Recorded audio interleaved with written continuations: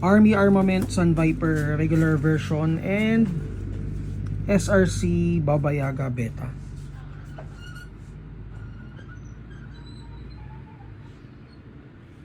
So si Sun Viper regular version with license markings, metal slide, metal yung frame. So naka-fix barrel na rin. Staple yung grip. May magwell. Then may TTI markings. Sa base plate may TTI markings din. Adjustable trigger. Naka-hammer pad protection. Threaded yung compensator.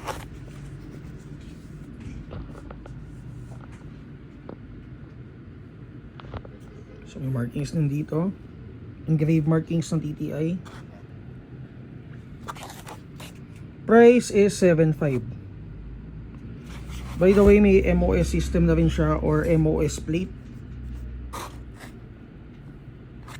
So RMR compatible. And then Baba Yaga Beta guys, lagi naman tayo nag-test ito. So naka dual power system, pwede CO2, pwede gas, metal slide, metal frame, naka fiber optic sights, front sights. And then naka-fix barrel na rin. So adjustable yung trigger. Magazine capacity is 40 rounds. And then naka-magwell na rin.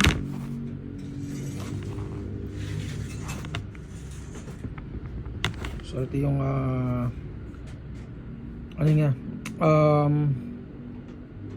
license number. Ito.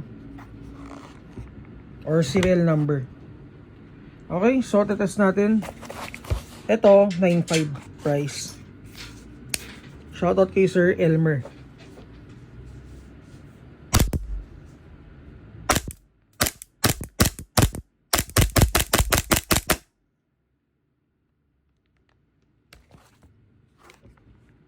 So, corona nito is around 360.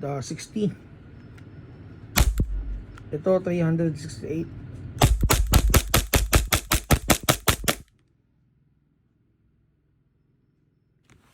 For details, PM lang kayo sa page namin, Mavs Hobby Shop.